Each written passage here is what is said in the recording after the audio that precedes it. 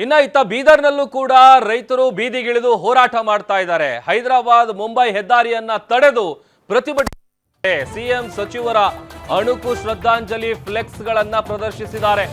Flex ವಿಚಾರಕ್ಕೆ ಪೊಲೀಸರು ಮತ್ತು ರೈತರ ನಡುವೆ ಟಾಕ್ ವಾರ್ ಕೂಡ ಆಗಿದೆ, ವಾಗ್ವಾದ ನಡೆದಿದೆ.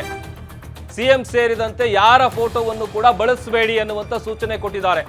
ಅನುಮತಿ ಪಡೆದು ಹೋರಾಟ ಮಾಡಿ ಅಂತ ಪೊಲೀಸರು ಮನವಿ ಮಾಡ್ಕೊಳ್ತಾ ಇದ್ದಾರೆ. ಆದ್ರೆ ಪೊಲೀಸರು ಎಷ್ಟೇ ಮನವಿ ಮಾಡಿಕೊಂಡ್ರು ಕೇಳುವಂತ ಸ್ಥಿತಿಯಲ್ಲಿ ರೈತರಿಲ್ಲ. ರೈತರ ಹೋರಾಟಕ್ಕೆ ಬಿಜೆಪಿ ಮತ್ತು ಕಾಂಗ್ರೆಸ್ನ ಮುಖಂಡರು ಸಾಥ್ ಕೊಟ್ಟಿದ್ದಾರೆ.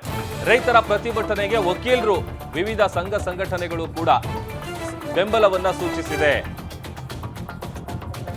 ನೀವು ಮುಖ್ಯಮಂತ್ರಿಗಳ ಫೋಟೋ ಇದ್ಯಾವುದನ್ನು ಬಳಸಬೇಡಿ ಅಂತೇಳಿ ಮನವಿ ಮಾಡ್ಕೊಳ್ತಾ ಇದ್ದಾರೆ ಒಂದ್ ಕಡೆ ಪೊಲೀಸರು.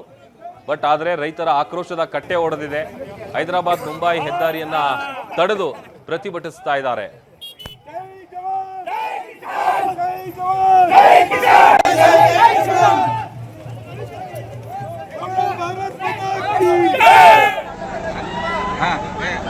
ನಮ್ಮ ಬೆವರನ್ನ ಸುರಿಸಿದ